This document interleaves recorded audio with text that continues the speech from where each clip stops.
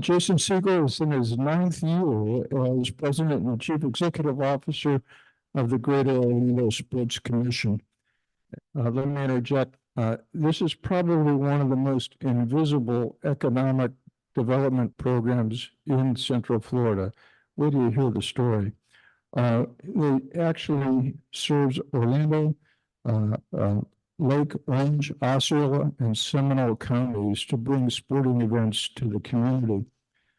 Prior to joining the commission, he spent 5 years as managing partner and CEO of the Orlando Solar Bears. He was vice president of sales and marketing for the New Jersey Devils, which is the NHL team. And prior to joining the Solar Bears, he spent 4 years as senior associate athletic director at his alma mater, Wilmington University. Please welcome Jason Siegel.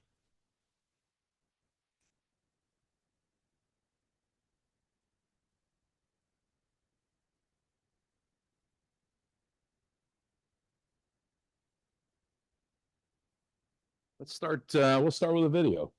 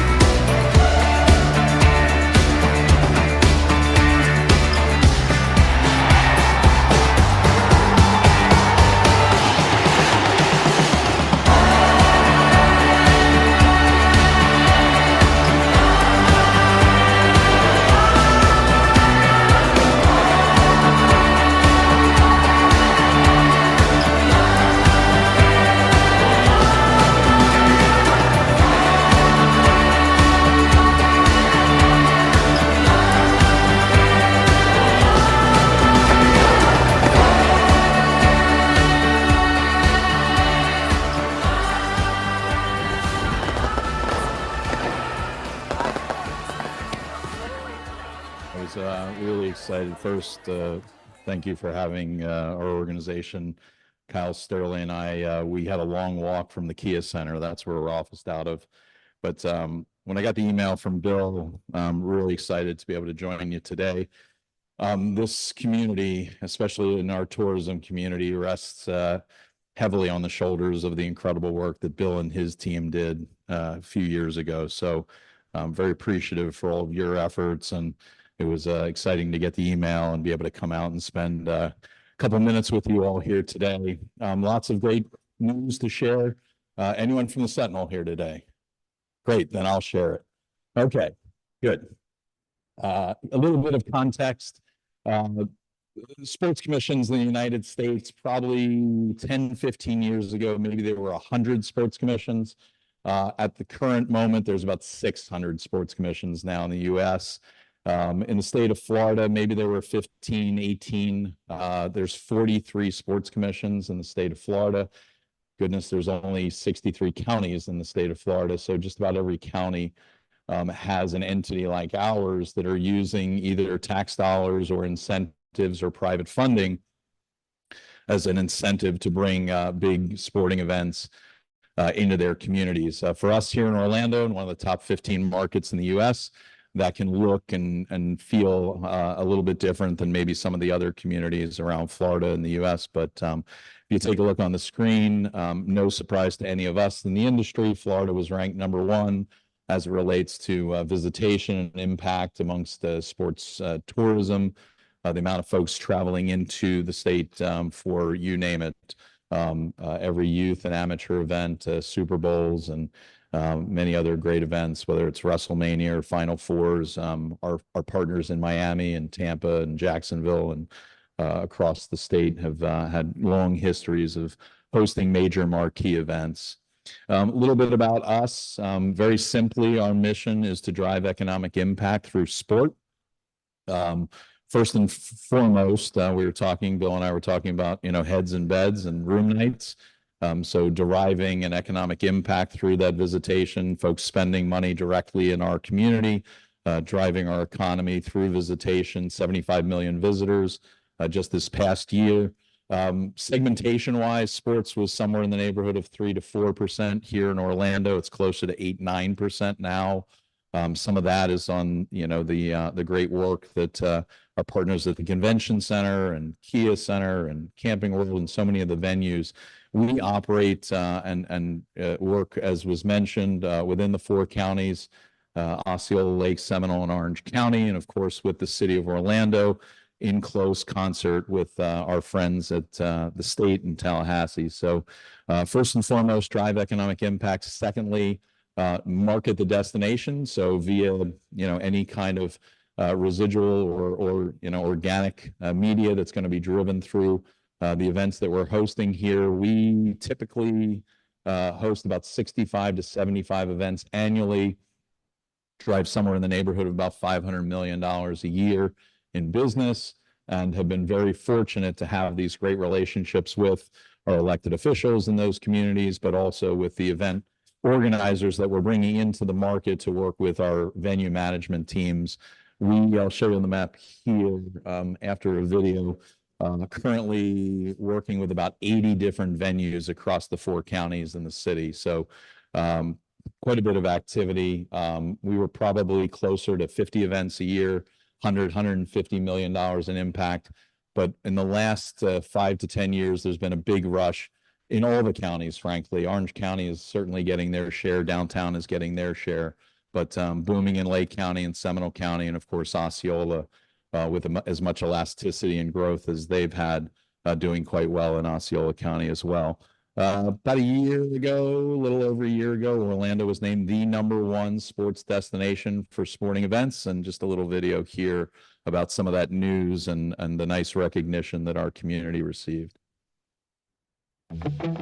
The City Beautiful is now the #1 ranked sports city for attracting and hosting events. This is awesome. The Sports Business Journal looked at 1,500 sporting events between January 2017 through December 2023, and Orlando came out on top. The #1 ranked sports city. The top city in the country. The best city to host sports events in America. The #1 sports city for attracting and hosting events. You see the sign right there. Orlando came out on top.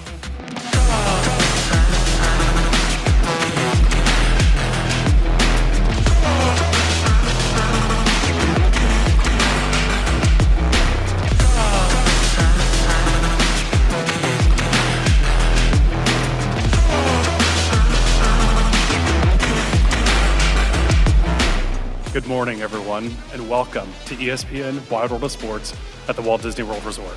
Wow, what an awesome day for Orlando.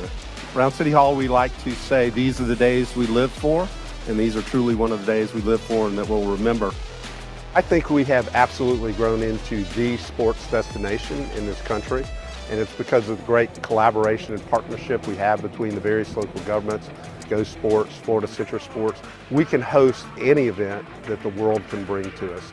I think we're the premier sports destination, and it's great to have third-party validation that we are exactly that. Now it's not biased, right? It's proven that Florida is where the world comes to play, that Orlando is setting the mark. to be named, for this remarkable acknowledgement, it warms my heart. It is just tremendous to receive this accolade. Again, that puts us even more on the map, and being here in this particular venue, which happens to be in Osceola County, by the way, it's just beyond words. It's just super exciting for the whole region, really. I was born and raised in Lake County. Lake County is a beautiful place to live, work, and play. And to have this announcement and include Lake County is just absolutely exciting. This is joyous, right? This is so much work behind the scenes by members of these teams that have been tireless advocates. And so having a day like this where the recognition comes in and we can shine a light on that work, it's a great day, it's a great moment, and it should give us all a lot of energy to move forward and do more. But I think as a whole, the region of the 4 counties speaks a lot to what we're doing here in Central Florida, and really the capital of sports tourism. There's so many opportunities through all the counties for different initiatives. Not only can you do sports, but in your downtimes you can go see the attractions, say in Orange County, Seminole County, Lake County, you can go see the natural Florida. So there's a whole lot of opportunities here in Central Florida that all of us are pushing towards, just not the sports, but the sports is the genesis, if you will, to bring everybody here. There's an awful lot of collaboration that goes into an award like today's, where the Sports Business Journal, who has been the gold standard in our industry for almost 30 years now, has recognized Orlando as the best city for hosting sporting events in the country. For Orlando to come out on top is a real honor, not only, of course, for the sports entities and the venues, but so many of the industry leadership positions in our community who have come together to help this become a reality.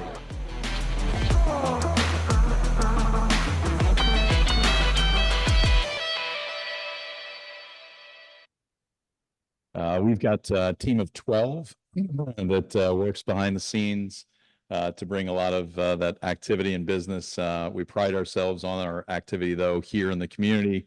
You can see on the screen a lot of the social causes and nonprofits that our team works with, some in the industry, and then, of course, some that are personal to each of our individual team members. So 12 employees. We have 138 board members. I have a large board, kind of our army that can get out there and help influence and work on our behalf throughout the community and help us when we have big major events to bring into town. You can see on the screen, these are the 80 venues, along with the 34 different sports that we typically host here in the region. But you can see quite a significant footprint. I'd say we're probably one of the 3 largest regional sports commissions in the United States.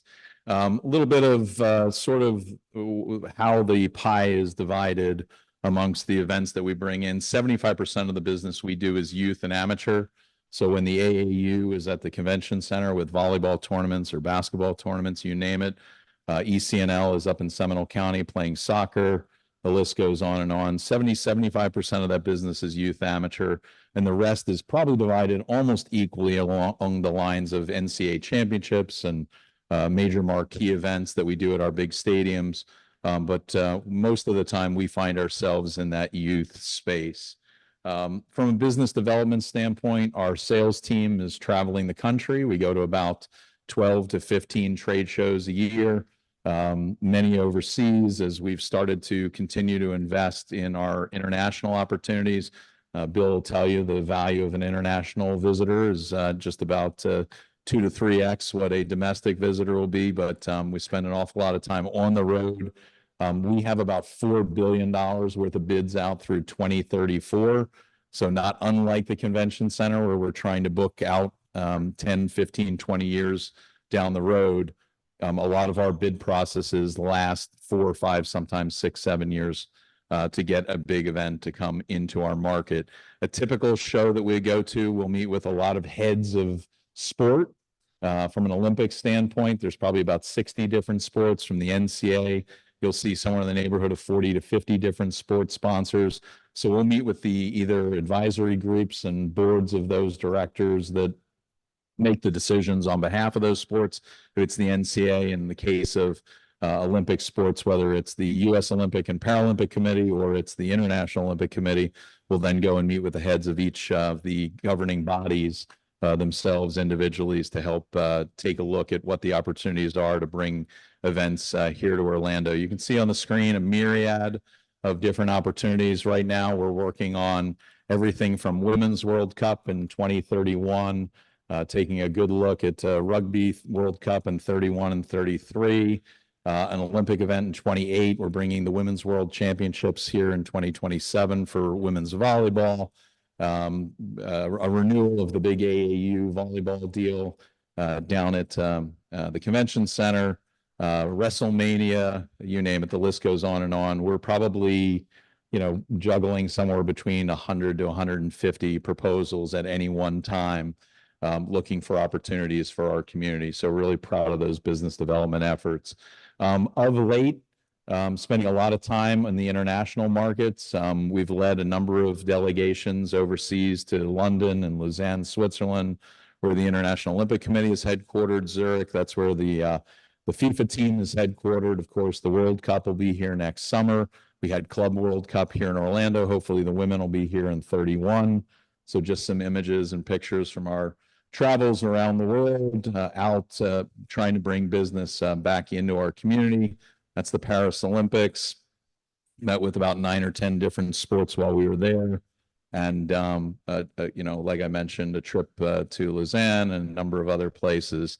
A couple of things to put on your calendar. March Madness will be back. So if you're a college basketball fan, we'll be back at the Kia Center in March of 28. And we mentioned rugby, and we're really thrilled to have Chris with us when we hosted the marathon trials here in downtown Orlando. About 100,000 spectators on the streets for that great event. And I think I'm pretty good, Bill, on time. You said 20 minutes. I think I got you in at right about where we wanted to land. But privileged to be here. We're community servants. We work on behalf of this great community. Had the pleasure of owning the Solar Bears for a period of time before we sold them to the DeVos family. So that experience, certainly being able to onboard and meet so many great people who were incredibly good to us when we owned the hockey team. But now for me to be able to lead this group and this effort, our organization was formed in 1992 with one purpose. That was to bring World Cup here. In 1994, that was very successful. We hosted some Olympic soccer in 96, and here we find ourselves 33 years later, still rocking and rolling, and hopefully doing our community proud. So appreciate the opportunity to be with you all this morning, and thanks, Bill. Jason, thanks a lot. Question time.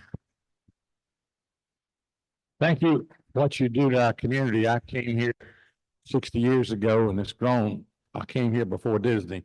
Yes, sir. Help me. I'm from Jacksonville originally.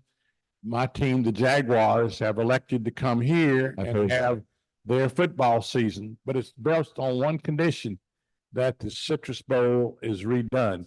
What's the probability of getting the money to make our stadium such that the Jaguars will come here and have other events there? So I'll reframe a couple of the items. Construction is expected to start on Camping World Stadium. Those funds have been allocated. So there's 400 million, dollars that have been allocated. That was TDT that had built up because we'd had so many great years.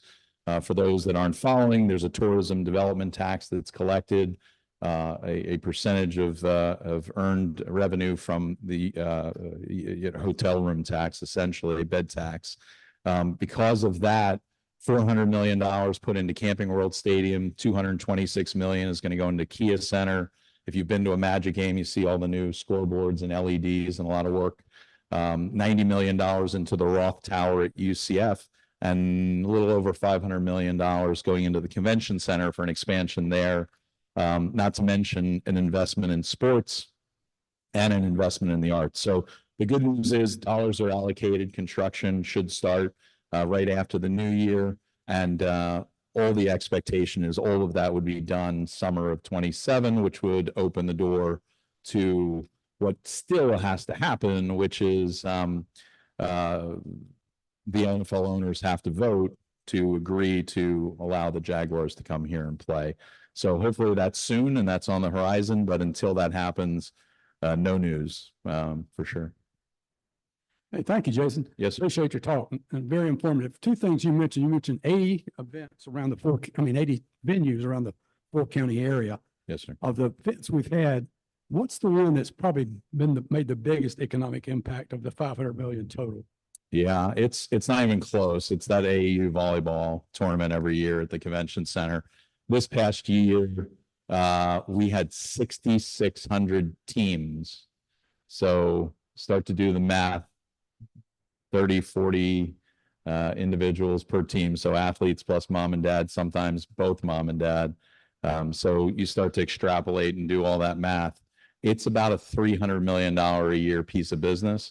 And it's not even close. I mean, we've had these conversations with our friends at Visit Orlando. That by far is the largest. It's bigger than any convention. It's bigger than any trade show that we bring into town. So I think consistently that's the big one. And we've got a package in front of the Orange County Board of County Commissioners that'll go for vote in December 16th to keep that going for the next 10 years. Obviously, it's a big piece of business.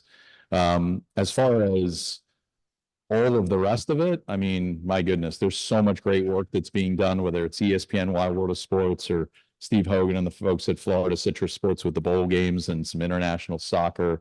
And we've just been really fortunate. I think we get asked all the time, for every call you make, how many calls do you get in? It used to be like 50-50. Mayor Dyer, when I took the job 9.5 years ago, he's like, just let me know when we can start telling people no. We're kind of like that small engine that could, and we're getting to a place now where the way the calendar, is presenting itself, we're turning away some big opportunities. They don't fit into the calendar, but at the same time, there's the possibility of a big Olympic event right into the Summer Olympics. We've had conversations with the governor's office about, could the Summer Olympic opportunity, would we pursue that again in either 2040 or 2044? That's a potential opportunity. So big, bold visions for a lot of leadership in this community, but really fortunate. I mean, we've had it all here, Pro Bowls and, international soccer, and, hopefully there's a lot more of that to come. I imagine there would be. Our phone right now where it's 10-1, the number of calls in than our team has to make out. So Orlando is quite popular. Hey, thank you for your great presentation. You mentioned a variety of funding sources. My question is, what does the distribution of that funding look like, and how has that varied historically? I should have brought my auditor with me. No, I'm kidding. 53% of our revenue is public funds. So that comes from the counties themselves, and it also comes from the city of Orlando. And then from an incentive standpoint, so over and above the operating funding, 47% of our funds are raised privately. I have a large board of directors. We have about 200 corporate partners that fuel our mission and are investing in what we're doing day to day.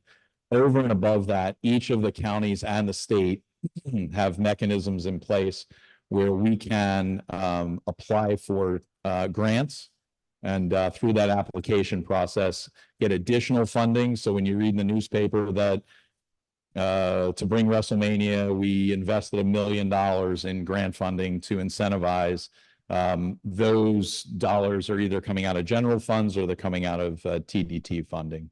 So multiple different ways. Each county is very different.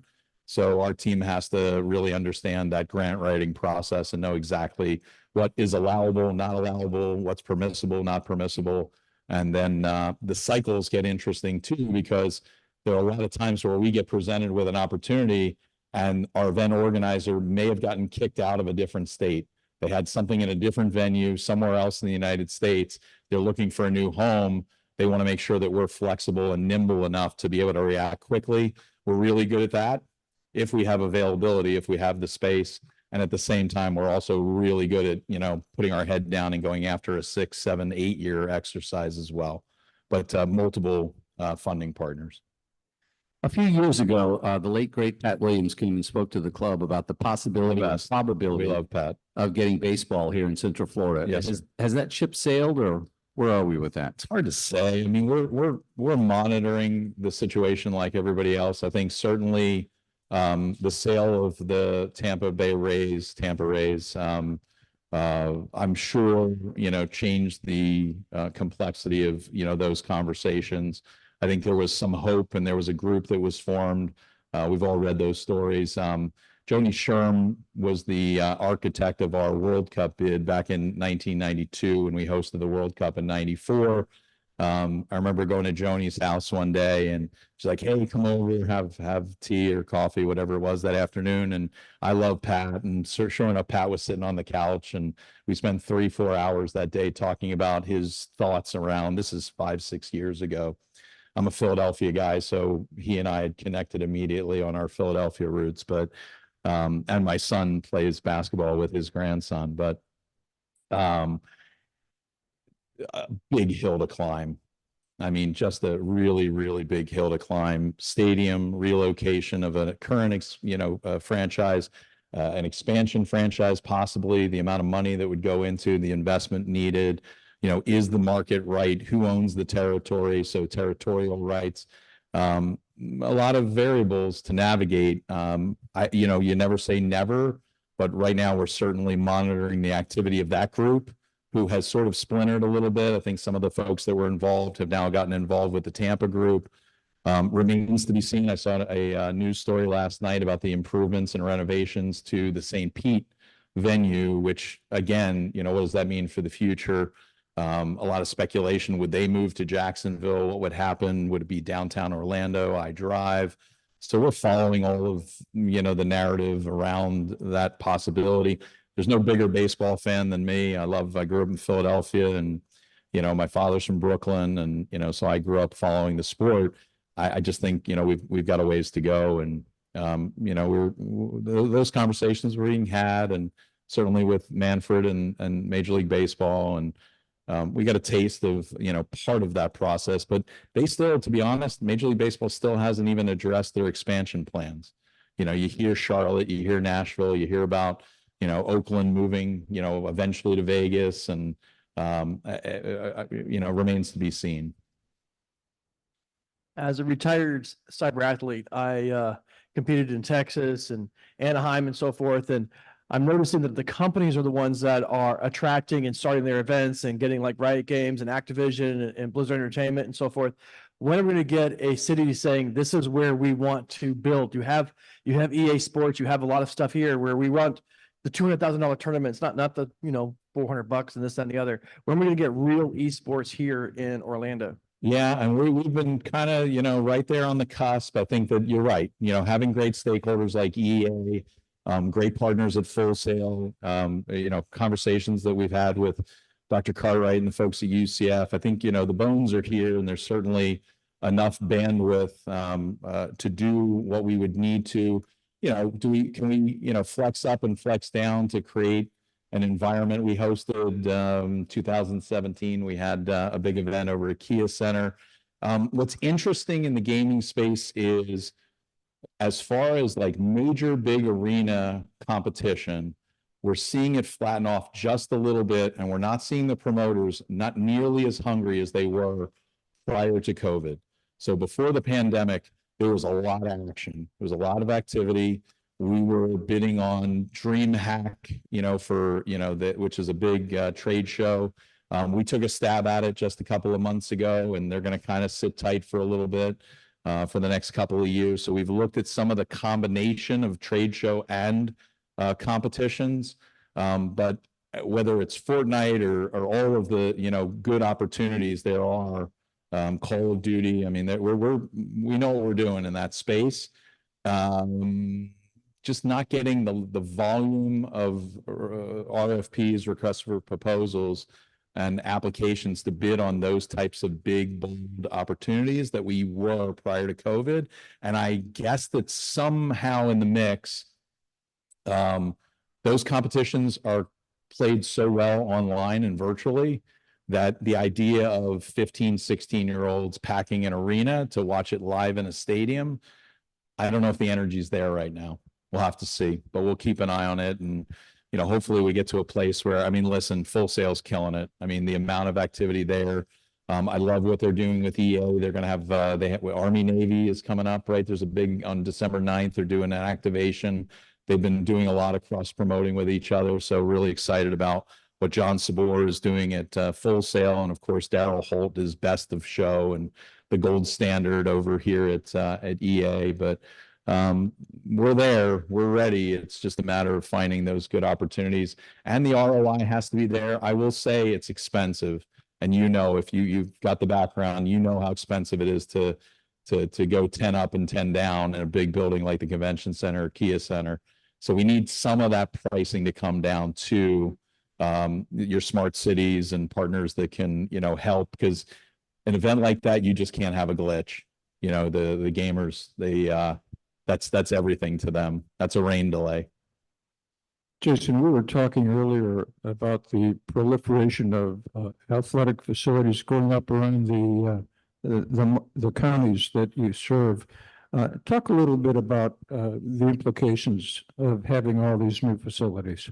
Yeah, I think, you know, obvious to most of us in this room is we know the resident counts in the 4 counties are growing, and they're growing dramatically, whether it's 500, you know, new residents a week or 1,500 residents a new week.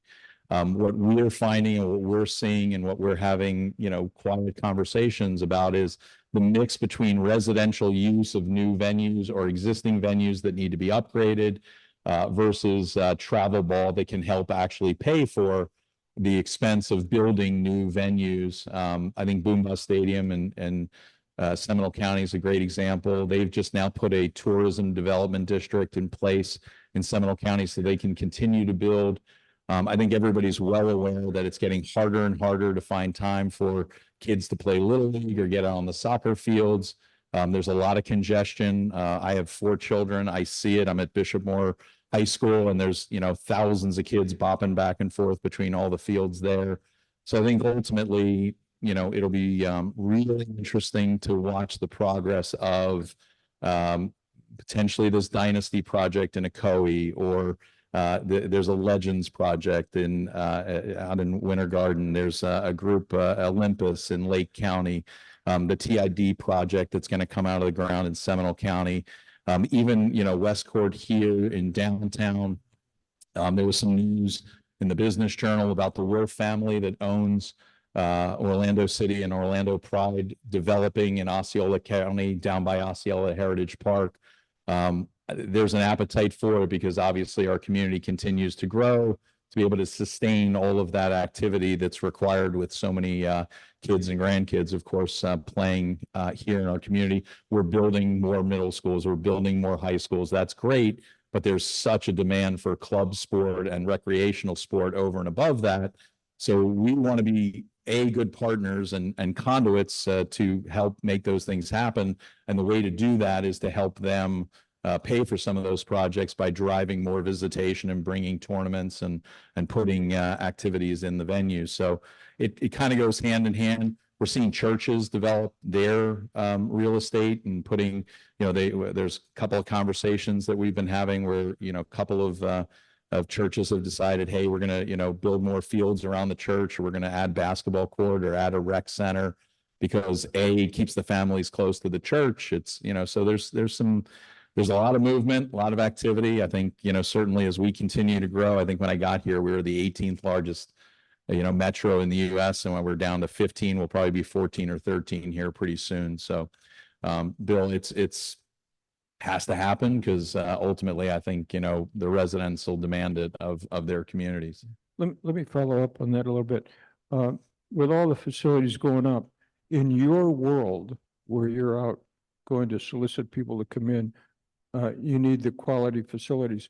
Are we going to saturate the market with that, or how are you going to deal with that? Yeah, there's no elasticity right now. We need more venues. You know, we're bumping into each other for sure. As it relates to event business, unless it's outdoors in August and September and there's no roof, then we're, we're finding, it harder and harder to find space. We're booking, I mean, the convention center is booking groups out to 2040. We're probably in the mid 30s, out through 34, 35. So I think the more that our reputation continues to grow, I mean, it's already, we're the most visited, city in the United States. But as our reputation continues to grow, the better outcomes that we have on behalf of our event organizers, we need more space. So there's definitely a need. I think, ESPN Wild World Sports done an incredible job. They've ebbed and flowed with different sports coming and going and different demands of their space, whether it's cheer and dance or traditional stick and ball sports. No question, we're ready to take on more business. Help me if you will. I've heard about the different sports entities. What exactly is your hierarchical role when you deal with the different counties, the different sports, the university, their building? They want sports to come because of the football. Yes, sir. If you got the pro ball, what is your role, TDT and all of that? How does that fit? No, it's a great question. I think some of that we've been able to help define ourselves by, in some cases, inserting ourselves. So I think that ultimately we want to be the collaborators, a conduit for all. A new sport comes into town. We have a new indoor football team coming. We have a new spring football team coming. We've had the Orlando Pride start in the last 10 years, the Valkyries women's volleyball team that plays out at UCF. If a new sport comes into town or a new team comes into town, we want to help connect them into our commercial partners so that they can be successful, give them access to C-suites across this community so that they have a chance to survive. Our hockey team that came here back in 2011, still doing great, and the fact that we were, Mayor Dyer and at the time Mayor Jacobs and now Mayor Demings were so helpful in helping us integrate into the community. I got a firsthand look at how impactful and how important that is. I think that our role is to be great communicators and great collaborators. So first and foremost, we work hand in hand with all the destination marketing organizations. So I could care less and I don't care who gets credit. From our standpoint, and that's how we stay number one in the US, it's let's collaborate so that whether it's Visit Orlando, Experience Kissimmee Sports, Orlando North up in Seminole County, Discover Lake County, all of those destination marketing, Convention and Visitor Bureau, individuals who are helping and, our economic engines, Tim Giuliani and the OEP, how much can we collaborate to work together to bring opportunities into the community and then the stakeholders themselves. I have a large board. I have 138 board members.